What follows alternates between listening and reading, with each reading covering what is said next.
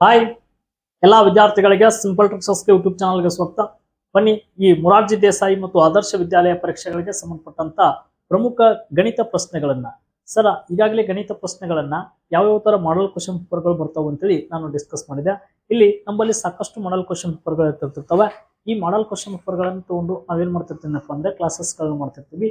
ಹಾಗಾದ್ರೆ ಇಲ್ಲಿ ಕ್ವಶನ್ಸ್ಗಳು ಇಲ್ಲಿ ಸ್ವಲ್ಪ ಸ್ಕ್ರೀನ್ ನಲ್ಲಿ ಸಣ್ಣ ಇರುವುದರಿಂದ ನಾನು ಯಾವ್ಯಾವ ಕ್ವಶನ್ಸ್ಗಳನ್ನ ಅಫಿಷಿಯಲ್ ಆಗಿ ಕ್ವಶನ್ ಪೇಪರ್ಗಳನ್ನ ಯಾವ್ಯಾವ ತರ ನಿಮ್ಗೆ ಎಕ್ಸಾಮ್ಸ್ ನಲ್ಲಿ ಪ್ರತಿ ವರ್ಷನೂ ಒಂದೊಂದು ಕ್ವಶನ್ಸ್ಗಳು ರಿಪೀಟ್ ಆಗ್ತಾವು, ಆ ಚಾಪ್ಟರ್ಗಳನ್ನ ಒಂದಿಷ್ಟು ಕ್ವಶನ್ಸ್ಗಳನ್ನ ಎಕ್ಸಾಂಪಲ್ನ ಕೊಟ್ಟು ಇಲ್ಲೊಂಥರ ಆಫ್ಲೈನ್ ಕ್ಲಾಸಸ್ ತರ ನಾ ಏನ್ ಮಾಡ್ತೀನಪ್ಪ ಅಂತ ಹೇಳ್ಕೊತ ಹೋಗ್ತಿರ್ತೀನಿ. ಈ ವಿಡಿಯೋನ ಏನು ತರ ನೋಡ್ಕೊತ ಬರ್ರಿ. ಈ ಕ್ವಶನ್ಸ್ಗಳನ್ನ ಈ ಹೇಳುವಂತ ಎಲ್ಲಾ ಚಾಪ್ಟರ್ ಮೇಲೆ ಹಳ್ಳಿ ರಿಪೀಟ್ ಆಗಿ ಈ ವರ್ಷನೂ ಕೂಡ ಮತ್ತೆ ಕ್ವಶನ್ಸ್ ಬರ್ತಿರ್ತಲ್ಲ, ಅದಕ್ಕೋಸ್ಕರ ಈ ಚಾಪ್ಟರ್ಗಳ ಮೇಲೆ ಫೋಕಸ್ನ ಮಾಡ್ರಿ. ಫಸ್ಟ್ ಟೈಮ್ ಯಾರು ನಮ್ಮ ಚಾನಲ್ ನೋಡ್ತಿದ್ರಪ್ಪ ಅಂದ್ರೆ ಚಾನಲ್ಗೊಂದು ಸಬ್ಸ್ಕ್ರೈಬ್ ಮಾಡ್ಕೊಡ್ರಿ. ಚಾನಲ್ ಸಬ್ಸ್ಕ್ರೈಬ್ ಮಾಡ್ಕೊಂಡ ತಕ್ಷಣ ನಾವು ಮಾಡುವಂತ ಎಲ್ಲಾ ವಿಡಿಯೋಗಳು ಏನಾಗ್ತಪ್ಪ ಅಂದ್ರೆ ತಮ್ಮ ಸೀರಿಯಲ್ ಆಗಿ ಸಿಗ್ತಾವ. ಕ್ವಶನ್ಸ್ ಏನಪ್ಪಾ ಅಂದ್ರೆ ಈ ತರ ನಿಮ್ಗೆ ಎಕ್ಸಾಮ್ಸ್ ಅಲ್ಲಿ ಕೇಳಿ ಕೇಳ್ತಿರ್ತಾನೆ. ವ್ಯುತ್ಕ್ರಮ ಅಂತ ಹೇಳಿ ಕರಿತೇವೆ. ಏನಿದು ವ್ಯುತ್ಕ್ರಮ ಅಥವಾ ರೆಸಿಪ್ರೋಕಲ್ ಅಂತ ಕೂಡ ಕರಿತೀವಿ. ಏನೂ ಇಲ್ಲ, ಬಹಳ ಸಿಂಪಲ್ ಇದು ಕ್ವಶನ್ಸ್. ಹೆಸರು ನೋಡಿದ ತಕ್ಷಣ ಎಷ್ಟೋ ಜನ ವಿದ್ಯಾರ್ಥಿಗಳು ಇದು ಕನ್ಫ್ಯೂಸ್ ಆಗ್ತಿರ್ತದೆ. ಈ ತರ 7/5 ಅಥವಾ ಭಿನ್ನ ರಾಶಿ ರೂಪ ಅಂತ ಹೇಳ್ತೀವಿ. ಈ ಭಿನ್ನ ರಾಶಿ ಒಳಗಡೆ ಆಲ್ರೆಡಿ ಭಿನ್ನ ರಾಶಿ ಚಾಪ್ಟರ್ ಹೇಳಿದೀನಿ, ಅದ್ರ ಬಗ್ಗೆ ನಿಮ್ಗೆ ಒಂದು ಐಡಿಯಾ ಇರ್ತದೆ. ಹಾಗಾದ್ರೆ ಇಲ್ಲಿ ನೋಡಿ, ಇದು ಅಂಶ ಇದನ್ನು ಛೇದ ಅಂತ ಕರಿತೀವಿ. ವ್ಯುತ್ಕ್ರಮ ಅಂದ್ರೆ ಏನೂ ಇಲ್ಲ, ರೆಸಿಪ್ರೋಕಲ್ ಅಂತ ಕರಿತೀವಿ ಇಂಗ್ಲಿಷ್ ಒಳಗಡೆ. ಇದು ಉಲ್ಟಾ ಬರೀದಷ್ಟೇ. 7/5 ಐತಿಲ್ಲ, 5/7 ಬರ್ಬಿಟ್ರೆ ಸಾಕು, ಇದೇ ಅದರ ಆನ್ಸರ್ ಆಗಿರ್ತದೆ. ಏನಾದ್ರೂ ಕನ್ಫ್ಯೂಸ್ ಐತಿದ್ರಾಗ ಏನೂ ಇಲ್ಲ. ವ್ಯುತ್ಕ್ರಮ ಅಂತೇಳಿ ನೀವು ವರ್ಡ್ ನೋಡಿದ್ರೆ ಸಾಕು. ಯಾವುದೋ ಒಂದು ಎಕ್ಸಾಂಪಲ್ ಕೊಡ್ತಾನೆ, 8/10 ಇದರ ವ್ಯುತ್ಕ್ರಮವನ್ನು ಬರೆಯಿರಿ ಅಥವಾ ಇದರ ಸರಿಯಾದ ವ್ಯುತ್ಕ್ರಮ ಯಾವುದು ಅಂತೇಳಿ ಕೆಳಗಡೆ ಆಪ್ಷನ್ಸ್ ಕೊಟ್ಟಿರ್ತಾನೆ ನಿಮಗೆ ಎಕ್ಸಾಮ್ದಾಗ. ನೀವು ಏನ್ ಮಾಡ್ಬೇಕು, ಮೊದಲ ಆಪ್ಷನ್ಸ್ ನೋಡಕ್ ಹೋಗ್ಬೇಡ್ರಿ. ಕ್ವಶನ್ಸ್ ಏನೈತಿ, 8/10 ಐತಿ, ಇದರ ವ್ಯುತ್ಕ್ರಮ ಬರೀರಪ್ಪ ಅಂದಾಗ 10/8 ಬರೆದು ಬಿಡ್ಬೇಕು. 10/8 ಬರೀರಿ ಅಷ್ಟೇ. ಮತ್ತ ವ್ಯುತ್ಕ್ರಮ ಬರೆದು ಇದನ್ನ ಕನಿಷ್ಠ ರೂಪಕ್ಕೆ ಬದಲಾಯಿಸಿರಿ ಅಂತ ಏನಾದ್ರು ಮತ್ತೆ ಮುಂದುವರೆದು ಕ್ವಶನ್ಸ್ ಕೊಟ್ಟನಪ್ಪ ಅಂದ್ರೆ ಅವಾಗ ಕಡ್ತಾ ಹೊಡೀರಿ. 2/5 10, 2/4 8, 5 ಏನಾಗ್ತದಪ್ಪ ಅಂದ್ರೆ 4 ಇದಕ್ಕೆ ರೈಟ್ ಆನ್ಸರ್ ಆಗ್ತದೆ. ರೈಟ್ ಗೊತ್ತಾಯ್ತಾ ನಾ ಏನ್ ಹೇಳತ್ತೀನಿ ಅಂತೇಳಿ. ವ್ಯುತ್ಕ್ರಮ ಬರೀರಪ್ಪ ಅಂದಾಗ ಅಥವಾ ರೆಸಿಪ್ರೋಕಲ್ ಬರೀರಿ ಅಂತ ಕೊಟ್ಟನಂದ್ರೆ ಕೊಟ್ಟಂತ ಸಂಖ್ಯೆಯನ್ನ ಅಂಶ ಛೇದ ಅಂಶ ಮಾಡ್ಬೇಕು. ಇದು ಫಸ್ಟ್ ಕಾನ್ಸೆಪ್ಟ್. ಅದನ್ನ ಕೊಟ್ಟು ಮುಂದೆ ಅದನ್ನೇನಾದ್ರೂ ಕನಿಷ್ಠ ರೂಪಕ್ಕೆ ಬದಲಾಯಿಸಿ ಇರ್ತಂದಾಗ ಅದನ್ನ ಕಡ್ತಾ ಹೊಡಿಬೇಕು ಸಾಧ್ಯ ಆದಷ್ಟು. ಇನ್ನು 5/4 ಯಾವುದೇ ಮಗ್ಗಿ ಒಳಗಡೆ ಅದು ಹೋಗಂಗಿಲ್ಲ. ಹೀಗಾಗಿ ನಾನು ಅಲ್ಲಿಗೆನ ಸ್ಟಾಪ್ ಮಾಡ್ಬೇಕು. ಈ ಕಾನ್ಸೆಪ್ಟ್ ಮೇಲೆ ಪ್ರತಿ ವರ್ಷ ಕ್ವಶನ್ಸ್ ಬಂದಿದೆ, ಈ ವರ್ಷನೂ ಕೂಡ ಬರ್ತದೆ, ನೆನಪಿಟ್ಕೊಡ್ರಿ. ಬಹಳ ಸಿಂಪಲ್ ಆಗಿ. ಇನ್ನು ನೆಕ್ಸ್ಟ್ 2ನೇ ಚಾಪ್ಟರ್ ಏನಪ್ಪಾ ಅಂದ್ರೆ, ಸರ್ ಅಂದಾಜಿಸೋದ್ರ ಮೇಲೆ ಎಷ್ಟೋ ಜನ ಹುಡುಗರಿಗೆ ಇದು ಅಂದಾಜು ಬೆಲೆಗಳನ್ನ ಮಾಡೋಕೆ ಬರಂಗಿಲ್ಲ, ಕನ್ಫ್ಯೂಸ್ ಆಗ್ಬಿಡ್ತಾರೆ. ಹಾಗಾದ್ರೆ ಅಂದಾಜು ಬೆಲೆಗಳನ್ನ ಇಲ್ಲಿ 583 ಐತಿ. ಈ ಸಂಖ್ಯೆ ಏನ್ ಇರ್ತಪ್ಪ ಅದನ್ನ ಬರ್ಕೋಬೇಕು. 583 ಅವ್ರು ಏನ್ ಹೇಳ್ಯಾರ ನೋಡ್ರಿ, 10ರ ಸ್ಥಾನಕ್ಕೆ ಅಂದಾಜಿಸ್ರಿ. 10ರ ಸ್ಥಾನಕ್ಕೆ ಅಂದಾಜಿಸ್ರಿ ಅಂತಂದಾಗ ಅವ್ರು ಹೇಳಿದ 10. ಹಾಗಾದ್ರೆ ನೀನು ಓದ್ಕೋತ ಬರಬೇಕು. ಬಿಡಿ 10ರ ಸ್ಥಾನಕ್ಕೆ ಬಂದು ನಿಂದಿರ್ಬೇಕು. ಮುಂದಿನ ಅವಶ್ಯಕತೆ ಇಲ್ಲ, ನೀನು ಮುಂದಿನ ನೋಡೋ ಅವಶ್ಯಕತೆ ಇರಂಗಿಲ್ಲ. 10ರ ಸ್ಥಾನಕ್ಕೆ ಅಂದಾಗ ಬಿಡಿ 10ರ ಸ್ಥಾನಕ್ಕೆ ಬಂದು ನಿಂದಿರ್ಬೇಕು. ನಿಂತು ಅದ್ರ ಹಿಂದಿನ ಸ್ಥಾನವನ್ನ ತಾವು ಅಬ್ಸರ್ವ್ ಮಾಡ್ಬೇಕು. ಅದ್ರ ಹಿಂದಿನ ಸ್ಥಾನವನ್ನ ಏನ್ ಮಾಡಬೇಕು, ಅಬ್ಸರ್ವ್ ಮಾಡ್ಬೇಕು. ಅದ್ರ ಹಿಂದಿನ ಸ್ಥಾನ ಏನೈತಿ ನೋಡ್ರಿ, 5ಕ್ಕಿಂತ ಜಾಸ್ತಿ ಐತೋ ಕಡಿಮೆ ಐತೋ ಅದೊಂದು ಅಬ್ಸರ್ವ್ ಮಾಡ್ಬೇಕು. ಸರ ಇದು ಅದ್ರ ಹಿಂದಿನ ಸ್ಥಾನ 5ಕ್ಕಿಂತ ಏನೈತಿ, ಕಡಿಮೆ ಐತಿ. ಕಡಿಮೆ ಇತ್ತಪ್ಪ ಅಂದ್ರ ತಾವೇನ್ ಮಾಡ್ಬೇಕಪ್ಪ ಅಂದ್ರ ಇಲ್ಲಿ ಏನು ಬರ್ದೈತಲ್ಲ 58 ಸಂಖ್ಯೆ, ಅದು ಹೆಂಗಿರ್ತೈತೆ ಹಂಗೆ ಬರ್ಕೋಬೇಕು. ಏನೂ ಚೇಂಜಸ್ ಆಗಂಗಿಲ್ಲ. ಇದು ಮುಂದಿನ ಸಂಖ್ಯೆ ಏನಾಗ್ತದಪ್ಪ ಅಂದ್ರೆ 0 ಆಗ್ತದೆ. ಹಾಗಾದ್ರೆ 583 10ರ ಸ್ಥಾನಕ್ಕೆ ಅಂದಾಜಿಸಿದಾಗ ಅದರ ಬೆಲೆ ಏನಾಗಿರ್ತದಪ್ಪ ಅಂದ್ರೆ 580 ಆಗಿರ್ತದೆ. ಕ್ಲಿಯರ್? ಅರ್ಥ ಆಯ್ತು ಅಂತ ಅನ್ಕೊಂಡಿದ್ದೀನಿ. ಪ್ರಶ್ನೆ 10ರ ಸ್ಥಾನಕ್ಕೆ ಉದಾಹರಣೆಗೆ ಈಗ ಒಂದ್ ಸ್ವಲ್ಪ ದೊಡ್ಡ ಸಂಖ್ಯೆ ಹಾಕ್ತೀನಿ. ಈಗ 78645 ಅಂತಿದೆ, ಹೌದಾ? ಇಷ್ಟು ದೊಡ್ಡ ನಂಬರ್ ಇದ್ದಾಗ ಅವ್ರು ಹೇಳ್ತಾರೆ, ಸರ ಇದರಲ್ಲಿ 10,000 ಸ್ಥಾನಕ್ಕೆ ಅಂದಾಜಿಸ್ರಿ ಅಂತ ಕೊಡ್ತಾನೆ. ಏನಪ್ಪಾ ಅಂದ್ರೆ 10,000 ಸ್ಥಾನಕ್ಕೆ ಅಂದಾಜಿಸ್ರಿ ಅಂತ ಕೊಟ್ಟನಪ್ಪ ಅಂದ್ರೆ 10,000 ಸ್ಥಾನಕ್ಕೆ ಅಂದಾಜಿಸ್ರಿ ಅಂತ ಕೊಟ್ಟಂದ್ರೆ ಏನ್ ಮಾಡ್ಬೇಕಂತ ಹೇಳಿದೀನಿ, ಎಣಿಸ್ರಿ.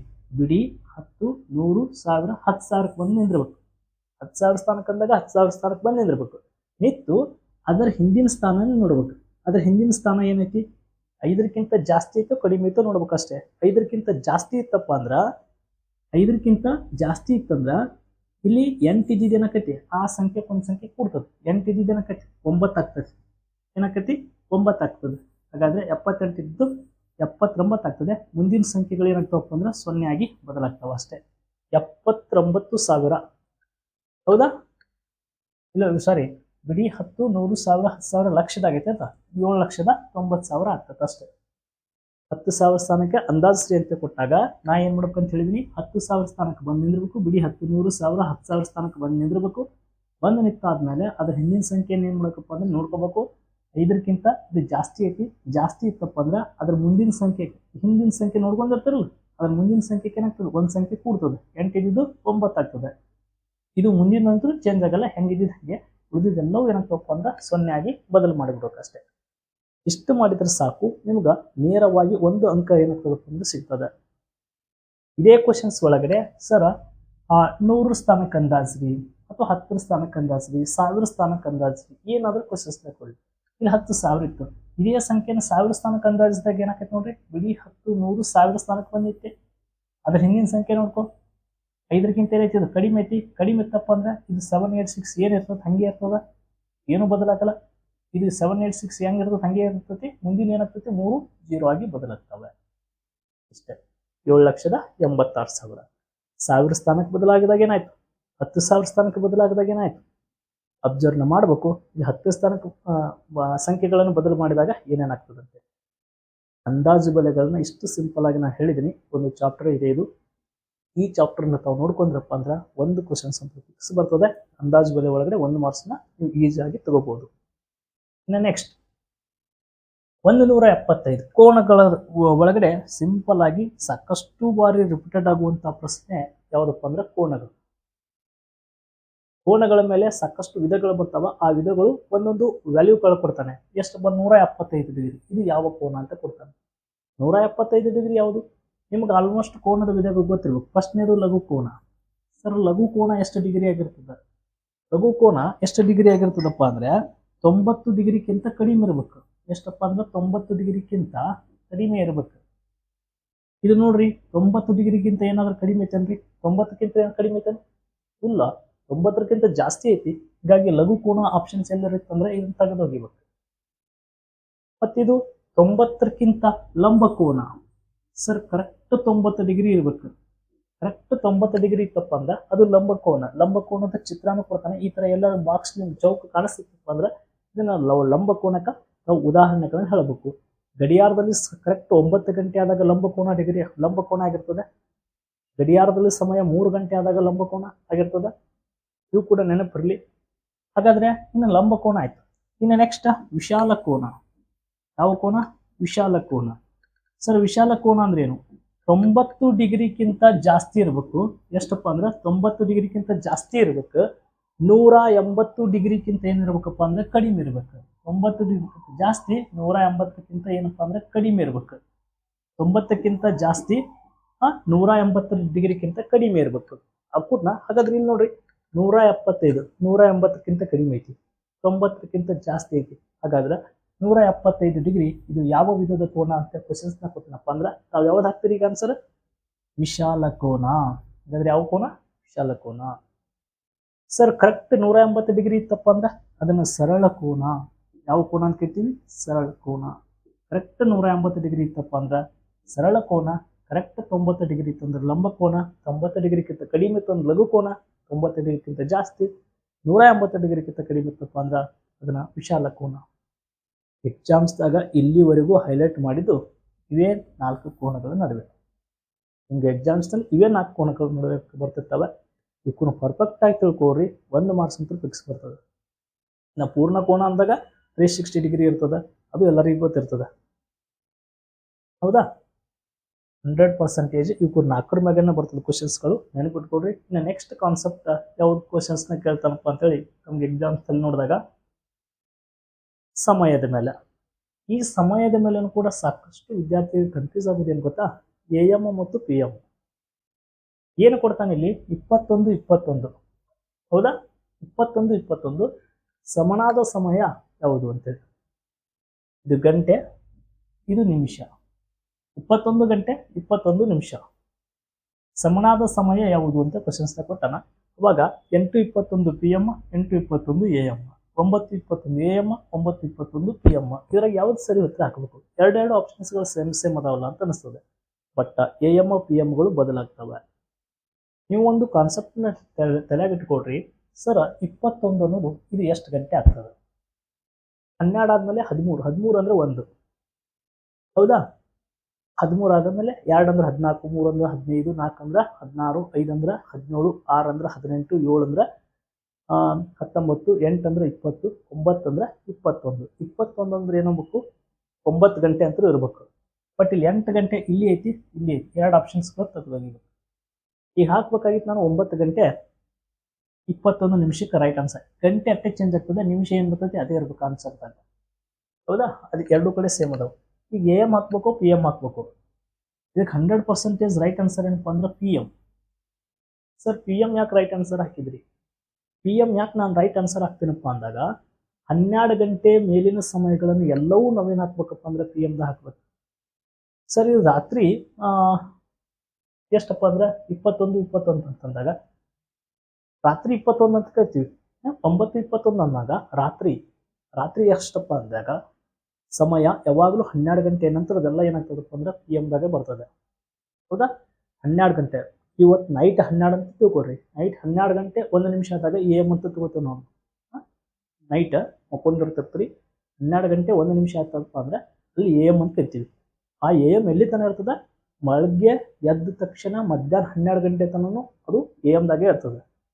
ಆ ಮಧ್ಯಾಹ್ನ 12 ಗಂಟೆ 1 ನಿಮಿಷ ಆಯ್ತಪ್ಪ ಅಂದ್ರೆ ಪಿ ಎಂ ದಾಗ ಸಮಯ ತೋರ್ಸಾಕ್ ಬರ್ತದೆ. 12 ಗಂಟೆ ಆದ್ಮೇಲೆ ರೈಲ್ವೆ ಸಮಯ ಆದ್ಮೇಲೆ 1 ಅಂತ ಬರಂಗಿಲ್ಲ, 13 ಅಂತ ಬರ್ತದೆ. 13, 14, 15, 16, 17, 18, 19, 20, 21, 22, 23, 24 ಮತ್ತು 12ಕ್ಕೆ ಮುಗಿದ್ಮೇಲೆ ಮತ್ತೆ 1 ಗಂಟೆ ಅಂತ ಸ್ಟಾರ್ಟ್ ಮಾಡ್ತಾರೆ. ಹಾಗಾದ್ರೆ ಅವಾಗೆಲ್ಲವೂ ಏನಾಗಿರ್ತದೆ? ಪಿ ಎಂ ದಾಗ ಇರ್ತೈತಿ ಸಮಯ. ಹೀಗಾಗಿ ಆನ್ಸರ್ ಏನಾಗಬೇಕಪ್ಪ ಅಂದ್ರೆ P M is the right answer. Clear? Concept ಅರ್ಥ ಆಯ್ತು ಅಂತ ಅನ್ಕೊಂಡಿದ್ದೀನಿ.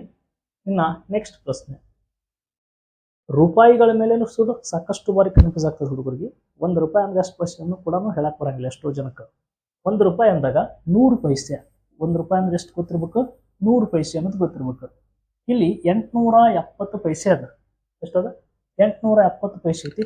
ಎಷ್ಟು ರೂಪಾಯಿ ಅನ್ನಂಗ ಇದನ್ನ ಹೆಂಗ್ ಮಾಡಕ್ ಹೋಗ್ತಾರ? 870 ಡಿವೈಡೆಡ್ ಬೈ 100 ಹಾಕಿ ಅಂತ 100 ಹಾಕಿ ಇದ್ರ ಮತ್ತ ಬರೀತಾರೆ. 870 ಆಸ್ ಇಟ್ ಈಸ್ ಬರೀಬೇಕು. ಕೆಳಗಡೆ 100 ಇರೋದ್ರಿಂದ ಇಡೀ 10 100 ಸ್ಥಾನಕ್ಕೆ ಪಾಯಿಂಟ್ ಕೊಟ್ಟು ಇಲ್ಲಿ ರೂಪಾಯಿ ಅಂತ ಬರೀಬೇಕು. 8 ರೂಪಾಯಿ 70 ಪೈಸೆ. ಎಷ್ಟು ರೂಪಾಯಿ? 8 ರೂಪಾಯಿ 70 ಪೈಸೆ ಅಂತ. ಸರ್ ಎಷ್ಟ್ಯಾಕೆ ನೀವು ಇದನ್ನ ಬರ್ಬೋದು? ಇದನ್ನ ಹೇಳುವತ್ನಾಗ ನಾವು ಹಿಂಗೆ ಹೇಳಿರ್ತೇವೆ ಸ್ಕೂಲ್ನಾಗ. ಅಂದ್ರೆ 1 ರೂಪಾಯಿ ಅಂದ್ರೆ 100 ಪೈಸೆ ಐತಿ. ಆ 870 ಪೈಸೆಯನ್ನ ಈ ಡಿವೈಡೆಡ್ ಬೈ ಎಷ್ಟರಲ್ಲೇ 100ಲೇನು ಮಾಡ್ಬೇಕು. ಸರ್ 100ಲೇನೆ ಯಾಕೆ ಮಾಡ್ಬೇಕು ಅಂತ ಕ್ವಶನ್ಸ್ನಾಗ ಕತ್ತಿರ್ತಾರೆ. 100ಲೇನೆ ಯಾಕೆ ಮಾಡ್ಬೇಕಂದ್ರೆ 1 ರೂಪಾಯಿ ಅಂದ್ರೆ 100 ಪೈಸೆ ಇರ್ತದೆ. ಅದಕ್ಕೋಸ್ಕರ 100ಲೇನೆ ಮಾಡ್ಬೇಕು. ನೀನು ಬೇರೆ ಸಂಖ್ಯೆಲಿಂದ ಮಾಡೋ ಅವಶ್ಯಕತೆ ಇರಲಿಲ್ಲ. ಹಾಗಾದ್ರೆ ಈ ಏನ್ ಮಾಡ್ಬೇಕು? ಇಲ್ಲಿ ಎಷ್ಟು ಪೈಸೆ ಕೊಟ್ಟಿರ್ತಾರಲ್ಲ ಸುಮ್ಮ ಎಕ್ಸಾಮ್ದಾಗ ಬರ್ಕೊಂಡ್ಬಿಡ್ಬೇಕು. ಎಷ್ಟು ಕೊಟ್ಟಿರ್ತಾರ ಅಷ್ಟು ಬರ್ಕೋಬೇಕು. 100 ಸ್ಥಾನಕ್ಕೆ ಒಂದು ಪಾಯಿಂಟ್ ಕೊಟ್ಟಿರ್ಬೇಕು ಅಷ್ಟೇ. 100 ಸ್ಥಾನಕ್ಕೆ ಒಂದು ಪಾಯಿಂಟ್ ಕೊಟ್ಟಂಪ ಅಂದ್ರೆ ಮುಗೀತು. ಅದೇ ಆನ್ಸರ್ ಆಗಿರ್ತದೆ 8 ರೂಪಾಯಿ 70 ಪೈಸೆ. ಇಲ್ಲಿ ಯಾವಾಗಲೂ ರೂಪಾಯಿ ಅಂತಾನೆ ಬರೀಬೇಕು, ಹೌದಾ? ಇಲ್ಲಿ ಆಲ್ರೆಡಿ ಪೈಸೆ ಐತಿ. ಈ ಪೈಸೆನ ಎದ್ರಾಗ ಕನ್ವರ್ಟ್ ಮಾಡಿದ್ವಿ? ರೂಪಾಯಿದಾಗ ಕನ್ವರ್ಟ್ ಮಾಡಿದ್ವಿ. ಮತ್ತೆ ಇಲ್ಲಿ ರೂಪಾಯಿನೇ ಬರೀಬೇಕು. ಇಲ್ಲಿ ಮತ್ತೆ ಪೈಸೆ ಬರೆಯಂಗಿಲ್ಲ, ಹೌದಾ? ಹೀಗಾಗಿ ಈ ತರ ಕಾನ್ಸೆಪ್ಟ್ಗಳು ಕೂಡ ನಮ್ಗ ನೆನಪಿರಲಿ. ಒಳಗೊಮ್ಮೆ ಸುಮ್ಮನೆ ಹಿಂಗೆ ಕೊಟ್ಟು ಬಿಡ್ತಿರ್ತಾನೆ. 2450 ಪೈಸೆ ಎಷ್ಟು ರೂಪಾಯಿಗೆ ಸಮಪ ಅಂತ ಕೊಡ್ತಾನೆ. ಅವ್ರು ಎಷ್ಟು ಪೈಸೆ ಕೊಡ್ಲಕ್ಕ ನಿಮ್ ಕೆಲಸ ಏನಿಲ್ಲ, 100 ಸ್ಥಾನಕ್ಕೆ ಪಾಯಿಂಟ್ ಕೊಡೋದು. ಬಿಡಿ 10 100 ಸ್ಥಾನಕ್ಕೆ ಪಾಯಿಂಟ್ ಕೊಟ್ಬಿಡೋದು ಅಷ್ಟೇ. 24 ರೂಪಾಯಿ 50 ಪೈಸೆ ಆಕೈತದು. 2450 ಪೈಸೆ ಎಷ್ಟು ರೂಪಾಯಿಗೆ ಸಮಪ ಅಂತ ಕ್ವಶನ್ಸ್ ಕೊಟ್ಟನಂದ್ರೆ 100 ಸ್ಥಾನಕ್ಕೆ ಪಾಯಿಂಟ್ ಇಟ್ಬಿಡು. ಪಾಯಿಂಟ್ ಇಟ್ಟು ಹೇಳಿಬಿಡು ಅವ್ರಿಗೆ, ಸರ್ 24 ರೂಪಾಯಿ 50 ಪೈಸೆ ನೋಡ್ರಿ. ಎಷ್ಟು ಸ್ಪೀಡ್ ಹೇಳಿದಿ ಅಷ್ಟೇ ಸ್ಪೀಡ್.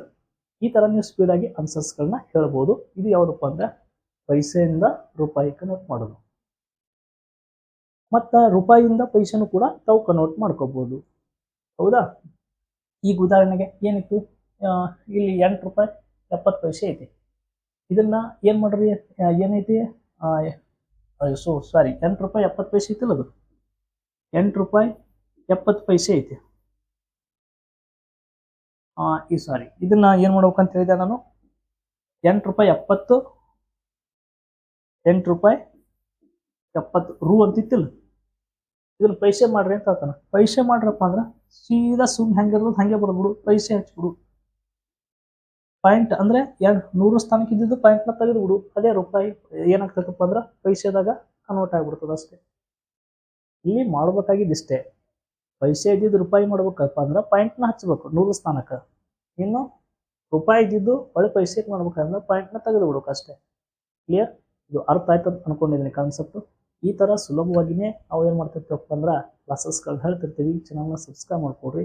ಇನ್ನು ಸಾಕಷ್ಟು ಏನು ಮಾಡಪ್ಪ ಅಂದ್ರೆ ಮಾಹಿತಿಗಳು ಇರ್ತಿರ್ತವೆ, ಮುಂದೆ ನೋಡ್ಕೊತ ಬರ್ರಿ. ಚಾನಲ್ ಸಬ್ಸ್ಕ್ರೈಬ್ ಮಾಡ್ಕೊಂಡ ತಕ್ಷಣ ಈ ಥರ ಕಾನ್ಸೆಪ್ಟ್ಗಳು ಏನಾಗ್ತವಪ್ಪ ಅಂದ್ರೆ ನಮ್ಗೆಲ್ಲರಿಗೂ ಏನಾಗ್ತಪ್ಪ ಅಂದ್ರೆ ಸುಲಭವಾಗಿ ಫ್ರೀ ಕ್ಲಾಸಸ್ ಒಳಗಡೆ ಇವೆಲ್ಲ ಏನಾಗ್ತಪ್ಪ ಅಂದ್ರೆ ಸಿಗ್ತಾವ. ಅಂದ್ರೆ ಇಟ್ಟಿಗೆಗೆ ಮುಖಗಳು ಎಷ್ಟು ಅಂತ ಕ್ವಶನ್ಸ್ನ ಕೊಡ್ತಾನೆ ಸರ್. ಇಟ್ಟಿಗೆಗೆ ಮುಖಗಳು ಎಷ್ಟು ಅಂತ ಕ್ವಶನ್ಸ್ನ ಕೊಟ್ಟಾಗ ಇಟ್ಟಿಗೆ ಅನ್ನೋದು ನೀವು ಈ ತರ ಒಂದು ಗಣ ಆಕೃತಿಯಲ್ಲಿ ಕೂಡ ತಾವು ನೋಡಬಹುದು, ಹೌದಾ? ಆಯತಗಣದಲ್ಲಿ ಎಷ್ಟು ಮುಖಗಳು ಇರ್ತಾವಪ್ಪ ಅಂತ ಕ್ವಶನ್ಸ್ ನ ಕೇಳ್ತಾನೆ. ಅಥವಾ ಚೌಕಗಣದಲ್ಲಿ ಮುಖಗಳ ಸಂಖ್ಯೆ ಎಷ್ಟು, ಒಂದು ಡೈಸ್ ಅಂದ್ರೆ ದಾಳಕ್ಕೆ ಮುಖಗಳು ಎಷ್ಟು, ಈ ತರ ನೇರವಾಗಿ ಪ್ರಶ್ನೆ ಕೊಡ್ತಾನೆ. ಇಟ್ಟಿಗೆಗೂ ಕೂಡ ಆಯತಗಣಕ್ಕೆ ಉದಾಹರಣೆ ಆಗ್ತದೆ. ಹಾಗಾದ್ರೆ ಅದಕ್ಕೆ ಮುಖಗಳ ಸಂಖ್ಯೆ ಎಷ್ಟು ಕೊಡ್ತಾನೆ, ಫಿಕ್ಸ್ ಬರ್ಕೊಂಡ್ಬಿಡ್ರಿ. ಪೂರ್ಣ ಮುಖ ಅಂದ ತಕ್ಷಣ ಎಷ್ಟು ಹಾಕ್ಬೇಕು, 6 ಹಾಕ್ಬೇಕು. ಮುಖ ಅಂದಾಗ ಎಷ್ಟು ಹಾಕ್ಬೇಕು, 6 ಹಾಕ್ಬೇಕು. ಅಂಚುಗಳು ಇಲ್ಲಾಂದ್ರೆ ಫಸ್ಟ್ಗೆ ನಡು ಶೃಂಗ. ಮುಖ ಅಂದಾಗ 6, ಶೃಂಗ ಅಂದಾಗ 8, ಅಂಚು ಅಂದಾಗ 12. ನೋಡ್ರಿ, ಮುಖಗಳು ಕೇಳಿದ್ನಪ್ಪ ಅಂದ್ರ 6 ಬರೀರಿ, ಶೃಂಗಗಳು ಕೇಳಿದ್ನಪ್ಪ ಅಂದ್ರೆ 8 ಬರೀರಿ, ಅಂಚುಗಳು ಕೇಳಿದ್ನಪ್ಪ ಅಂದ್ರೆ 12 ಬರೀರಿ. ಚೌಕಗಣಕ್ಕೂ ಸೇಮೆ, ಆಯತಗಣಕ್ಕೂ ಸೇಮೆ. ನೆಕ್ಸ್ಟ್ ಇಲ್ಲಿ ಇಟ್ಟಿಗೆ ಅಂತ ಕೊಡ್ಲಿ ಕಾನ್ಸೆಪ್ಟ್ ಆ ಒಂದು ಕನ್ಫ್ಯೂಸ್ ಆಗ್ಲಿ. ಇಟ್ಟಿಗೆ ಅಂತ ಕೊಟ್ಟ ನಾನು. ಇಟ್ಟಿಗೆಗೂ ಕೂಡ 6 ಮುಖಗಳಿರ್ತವೆ. ಡೈಸ್ ಕೊಡ್ತಾನೆ, ದಾಳ ಅಂತ ಕೊಟ್ಟಾಗ ಕೂಡ 6 ಮುಖಗಳಿರ್ತವೆ, ಹೌದಾ? ಈ ತರ ನೀವು ಇದನ್ನ ಫಿಕ್ಸ್ ಇವು ಕೂಡ ಕನ್ಫ್ಯೂಸ್ ಆಗಿ ಕೊಡ್ತಾರೆ. ಕನ್ಫ್ಯೂಸ್ ಮಾಡೋ ಸಲುವಾಗಿನೇ ಪ್ರತಿ ಸಲನೂ ಎಕ್ಸಾಮ್ನ ಕ್ವಶನ್ಸ್ನ ಕೇಳ್ತಿರ್ತಾನೆ. ಈ ಕ್ವಶನ್ಸ್ಗಳನ್ನ ಶೃಂಗಗಳು ಎಷ್ಟು ಅಂತ ಕೇಳ್ಬೋದು, ಮುಖಗಳು ಎಷ್ಟು ಅಂತ ಕೇಳ್ಬೋದು, ಅಥವಾ ಅಂಚುಗಳು ಎಷ್ಟು ಅಂತ ಕೇಳ್ಬೋದು. ಇದನ್ನ ಒಂದಂತರೂ ನೆನಪಿಟ್ಕೊಬಿಟ್ರೆ 100% ಕ್ವಶನ್ಸ್ಗಳು ಬರ್ತವೆ. ನೆಕ್ಸ್ಟ್, ಹೊಲದ ಉದ್ದ ನೋಡ್ರಿ. ಸುತ್ತಳತೆ ಮತ್ತು ವಿಸ್ತೀರ್ಣದ ಮೇಲೆ ಅಂತೂ ಕಂಪಲ್ಸರಿ ಪ್ರಶ್ನೆ. ಸುತ್ತಳತೆ ವಿಸ್ತೀರ್ಣ ಅಂತೂ ಕ್ವಶನ್ಸ್ಗಳು ಬರ್ಲಿಕ್ಕೆ ಕ್ವಶನ್ ಪೇಪರ್ ಎಲ್ಲ ಒಂದಾದ್ರೂ ಕ್ವಶನ್ಸ್ ಬಂದೇ ಬರ್ತದೆ. ಹೊಲದ ಉದ್ದ 150 ಮೀಟರ್ ಆಗುತ್ತೆ. ಎಷ್ಟೈತಿ, 150 ಮೀಟರ್ ಇದೆ. ಅಗಲ ಎಷ್ಟೈತಿ, 120. ಅಗಲ ಎಷ್ಟೈತಿ, 120 ಮೀಟರ್ ಐತಿ. ಆದರೆ ಹೊಲದ ಸುತ್ತಳತೆ ಎಷ್ಟು ಅವ್ರು ಹೇಳ್ತಾರೆ, ಆಯತಾಕಾರದ ಉದ್ದ ಮತ್ತು ಅಗಲ ಕೊಟ್ಟಂತ ಅಂದ್ರೆ ಆಯತಾಕಾರದ ಹೊಲದ ಉದ್ದ ಇರ್ತದ. ಆಯತಾಕಾರದ ಹೊಲದ ಉದ್ದ. ಹಾಗಾದ್ರೆ ಆಯತಕ್ಕ ಎಷ್ಟು ಉದ್ದ ಇರ್ತಾವ, 2 ಉದ್ದ ಇರ್ತಾವ. ಅಗಲ ಎಷ್ಟು ಇರ್ತಾವ, 2 ಅಗಲ ಇರ್ತಾವ. 150 ಮೊದಲು ಇದನ್ನ ಕೂಡಿಸ್ಕೊಂಡು ಡಬಲ್ ಮಾಡಿಬಿಡ್ರಿ. 0 0 5 2 7 1 1 2 270 ಬಂತು. ಫಸ್ಟ್ಗೆ ಎಲ್ಲರೂ ಏನ್ ಮಾಡ್ಬಿಡ್ತಾರ, ಸರ್ ಉದ್ದ 150 ಐತಿ, ಅಗಲ 120 ಐತಿ. ಸುತ್ತಳತೆ ಅಂದಾಗ ಕೂಡಿಸ್ರಿ ಅಂತ ಹೇಳಿರ್ತಾರೆ ನಿಮ್ಗೆ. ಸುತ್ತಳತೆ ಅಂದಾಗ ಏನ್ ಮಾಡ್ಬೇಕಪ್ಪ ಅಂದ್ರೆ ಕೂಡಿಸ್ರಿ. ಸುತ್ತಳತೆ ಅಂದಾಗ ಕೂಡಿಸುವುದು. ಅದೇ ವಿಸ್ತೀರ್ಣ ಅಂತ ಕೇಳಿದ್ನಪ್ಪ ಅಂದ್ರೆ ಏನ್ ಮಾಡ್ರಿ ಅಂತ ಹೇಳ್ತಾರೆ ನಿಮ್ಗ. ವಿಸ್ತೀರ್ಣ ಅಂತ ಕೇಳಿದ್ನಪ್ಪ ಅಂದ್ರೆ ಗುಣಿಸ್ರಿ ಅಂತೆ. ನಾನು ಹೇಳ್ತೀನಿ, ಸುತ್ತಳತೆ ಅಂದಾಗ ಕೂಡಿಸ್ರಿ, ವಿಸ್ತೀರ್ಣ ಅಂದಾಗ ಗುಣಿಸ್ಬೇಕು. ಇಲ್ಲಿ ಏನ್ ಕಾನ್ಸೆಪ್ಟ್ ಗೊತ್ತಿರ್ಬೇಕು, ಆಯತಕ್ಕ 2 ಉದ್ದ ಇರ್ತಾವು, 2 ಅಗಲ ಇರ್ತಾವು. ಸುತ್ತಳತೆ ಸೂತ್ರ ಹೇಳ್ರಿ ಅಂತ ಹೇಳ್ತಿರ್ತಾರೆ. 2 ಉದ್ದ ಪ್ಲಸ್ 2 ಅಗಲ. ಆಯತದ ಸುತ್ತಳತೆ ಇಸ್ಕೊಂಡು 2 ಮತ್ತು ಅಲ್ಲಿ ಒಂದು ಇಂಟು ಹಾಕಿ ಉದ್ದ ಅಂತ ಬರೋದು, ಮತ್ತು ಪ್ಲಸ್ ಹಾಕಿ 2 ಬರೋದು. ಈ ತರ ಇಷ್ಟು ಮಾಡುವ ಅವಶ್ಯಕತೆ ಇರೋಂಗಿಲ್ಲ. ಸುಮ್ಮ ಬೈಲೆಕ್ಕಗಳು ಮಾಡ್ಬೇಕು. 150 150 300 ಆಯ್ತ್ರಿ, 120 120 240 ಆಯ್ತ್ರಿ. ಸುಮ್ ಕೂಡಿಸ್ಬಿಡ್ಬೇಕು. ಇಲ್ಲಿಕಂದ್ರೆ 150 120 2 ಕೂಡಿಸಿದಾಗ 270 ಬಂತು. ಇದಕ್ಕೆ ಏನ್ ಮಾಡುತ್ತೆ, 270ಕ್ಕ ಇದು 1 ಸತ ಆಯ್ತು, ಅದರ ಡಬಲ್. 2 0 0 2 7 ಎಷ್ಟಪ್ಪ ಅಂದ್ರೆ 14, 2 2 4 4 1 5 540. ಇಲ್ಲ ಈ ಬೈಲೆಕ್ಕನ ಮಾಡ್ತೀಯಾ, 2 ಉದ್ದ ಇರ್ತಾವ. 150 150 ಎಷ್ಟಪ್ಪ ಅಂದ್ರೆ 300 ಆಯ್ತು. ಸರ್ 120 120 240 ಆಯ್ತು. ಕೂಡಿಸು ಅಷ್ಟೇ ಬರ್ತದೆ. 0 0 4 4 5 540 ಬರ್ತದೆ.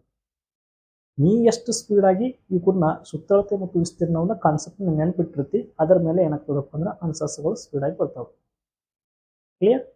ಇನ್ನೊಂದು ಅಬ್ಸರ್ವ್ ಮಾಡ್ಬೇಕು ಸರ್. ಇಲ್ಲಿ 150 ಮೀಟರ್ ಐತಿ, ಇದನ್ನು 120 ಮೀಟರ್ ಐತಿ. 2 ಕಡೆ ನೋಡ್ರಿ, ಅಲ್ಲಿ ಮೀಟರ್ ಐತಿ, ಇಲ್ಲಿ ಮೀಟರ್ ಐತಿ. ಹಾಗಾದ್ರೆ ಆನ್ಸರ್ ಕೂಡ ಮೀಟರ್ದಾಗೆ ಇರ್ಬೇಕು. 540 ಮೀಟರ್. ಯಾವಾಗ ಸುತ್ತಳತೆ ಕೇಳಿದಾಗ ಏನು ಕೇಳಿರ್ತಲ್ಲ, ಮೀಟರ್ದಾಗ ಕೇಳಿದಂದ್ರೆ ಆನ್ಸರ್ ಕೂಡ ಮೀಟರ್ದಾಗ ಬರೀಬೇಕು. ಈಗ 540 ಮೀಟರ್, 540 ಸೆಂಟಿಮೀಟರ್, 540 ಚದರ್ ಮೀಟರ್ ಹಿಂಗೆ ಕೊಟ್ಬಿಟ್ಟಿನ ಸರ್. ಎಲ್ಲವೂ 540 ಮುಂದೆ ಆನ್ಸರ್ ಯಾವ್ದು ಹಾಕಿ ನಾವು, ಹೌದಾ? ಕನ್ಫ್ಯೂಸ್ ಆಗ್ತಿರ್ತದೆ. ಅದ್ರ ಸಲುವಾಗಿ ಸುತ್ತಳತೆ ಬಂದಾಗ ಇಲ್ಲಿ ಮೀಟರ್ದಾಗಿತ್ತಪ್ಪ ಅಂದ್ರೆ ಆನ್ಸರ್ ಕೂಡ ಮೀಟರ್ದಾಗೆ ಇರ್ಬೇಕು. ಇಲ್ಲಿ ಸೆಂಟಿಮೀಟರ್ ಇತ್ತಪ್ಪ ಅಂದ್ರೆ ಆನ್ಸರ್ ಕೂಡ ಸೆಂಟಿಮೀಟರ್ದಾಗ ಇರ್ಬೇಕು. ಇಲ್ಲಿ ಚದರ ಮೀಟರ್ದಾಗಿತ್ತಂದ್ರೆ ಇಲ್ಲಿ ಕೂಡ ಚದರ ಮೀಟರ್ದಾಗ ಇರ್ಬೇಕು. ಯಾವಾಗ ಸುತ್ತಳತೆ ಕಾನ್ಸೆಪ್ಟ್. ಸರ್ ಒಂದು ವೇಳೆ ವಿಸ್ತೀರ್ಣ ಕೊಟ್ಟಿನಪ್ಪ ಅಂದ್ರೆ ಇಲ್ಲಿ ಮೀಟರ್ ಕೊಟ್ಟಿನ ತಿಳ್ಕೊ, ಇದೇ ಆಯತದ ಹೊಲದ ಉದ್ದ ಮತ್ತು ಅಗಲ ಎಷ್ಟೇ ಕೊಟ್ಟಿನ ತಿಳ್ಕೊ, ಇದ್ರ ವಿಸ್ತೀರ್ಣ ಕೇಳಿದ್ರೆ ಎರಡು ಗುಣಿಸ್ಬೇಕು. ಗುಣಿಸಿ ಬಂದಂತ ಆನ್ಸರ್ನ ಯಾವಾಗ್ಲೂ ಚದರ ಮೀಟರ್ದಾಗ ಆನ್ಸರ್ಗಳು ಇರ್ತಾವೋ ಇಲ್ಲೋ ನೋಡ್ಬೇಕು.